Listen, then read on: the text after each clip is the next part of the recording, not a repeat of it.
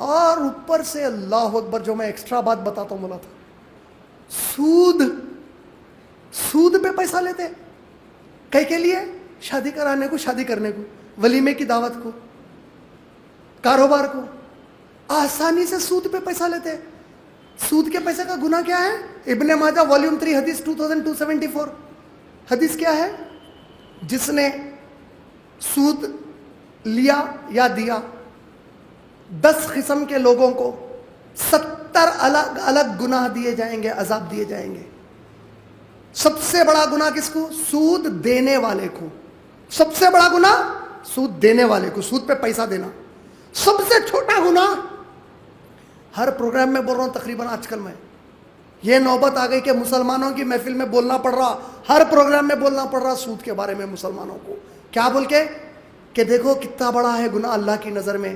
یہ پروگرام ختم ہو گیا، آپ لوگ بولے عمران بھائی وہ چائے یہاں پہ بہت اچھی ملتی، مسالے کی چائے پئیں گے، ہم سنے آپ چائے بہت پیتے، چلیے چائے پینے چلے گئے. وہاں ٹھہرے ہوئے ہیں پیچھے ہوٹل میں کوئی 2 ہمارے غیر مسلم بھائی بیٹھے ہوئے ہیں. ان لوگ آپس میں ان کے بزنس کی بات کر رہے ہیں، جس میں سود پہ لین دین کی بات چل رہی. آپ کے کان پہ پڑی، آپ انجان ہو گئے. کون ہے کہ بھائی مسلمان تھوڑی ہے، انجان ہو گئے. ان کی ڈیل پوری ہو گئی سود کی. قیامت کے دن اس ڈیل کا گواہ بنا کے آپ کو اٹھایا جائے گا. یہ جو ہے، یہ جس کو یہ گواہ بنا دیے، وہ اجنبیوں کی بات سنا، ان کو نہیں روکا، سود حرام ہے بول کے بولا نہیں سود حرام ہے.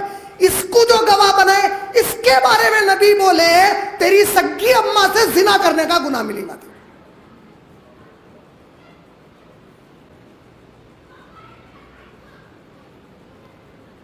دینے والا لینے والا تو بہت بڑی کیٹیگری میں چلے گا.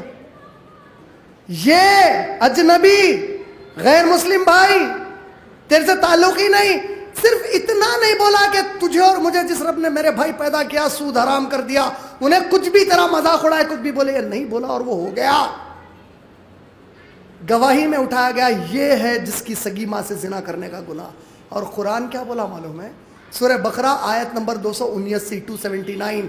اب اس حکم کے باوجود کہ سود حرام کیا گیا ہے، ان میں سے کوئی دوبارہ سود کا کوئی معاملہ کرتا ہے تو کہہ دیجئے وہ اللہ اور اللہ کے نبی سے جنگ کرنے کے لیے تیار ہو جائے.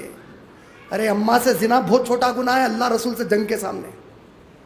1000 بار بھی سگی اماں سے زنا کرا تو بہت چھوٹا ہے. اللہ سے جنگ کرتا، نبی سے جنگ کرتا اور مسلمان رہتا تو اس کے بعد. اور تو سود لے رہا کے لیے یہ سوچ کے لے رہا کہ میں سود لے لیا تو میرا یہ کام نکل جاتا، اور یہ بھول جا رہا کہ جو کام بنانے والا رب ہے، تو سود لے کے اس سے جنگ شروع کر دیا. اور اللہ سے جنگ کے معنی کیا ہوتے مفسرین سمجھائے. فرعون کے بارے میں ہمارے ابن تیمیہ رحمۃ اللہ علیہ وغیرہ کے دور کے علماء کو ایک سوال آیا. کیا سوال آیا؟ بولے اللہ تعالیٰ کسی پر ظلم نہیں کرتے ذرا بھی. سورہ نساء آیت نمبر 40، اللہ کسی پر ذرہ برابر ظلم نہیں کرتے. پوچھا گیا ظالم تو فرعون تھا، لیکن پوری نسل فرعون کی ختم کیوں کر دی گئی؟ پوچھے فرعون جو موسیٰ علیہ السلام پر ظلم کرا، بنی اسرائیل پر انہیں کرا، پوری نسل کو کیوں ختم کر دیا ہے؟ کیا جواب دیا معلوم؟ علماء پوری قرآن سے تعلیم اللہ یہ دیے کہ بعض گناہ ایسے ہوتے جب کوئی گناہ کرتا تو وہ گنہگار پہ اتنا غصہ آتا اللہ کو کہ اس کے ساتھ اس کی پوری نسل کو تباہ کر ڈالتے اللہ.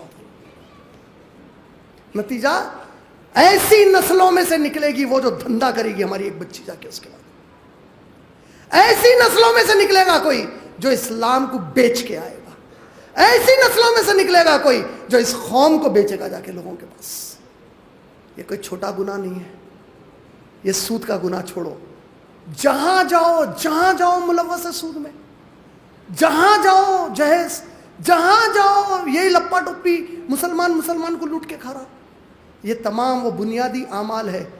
جب تک آپ کے اندر یہ اعمال کی تبدیلی نہیں آئی، وہ شیطان نے آپ کو جو غلط فہمی میں ڈال دیا میں عقیدے کا صحیح ہوں، میں بچ گیا، نکل جاؤ اس کے باہر سے.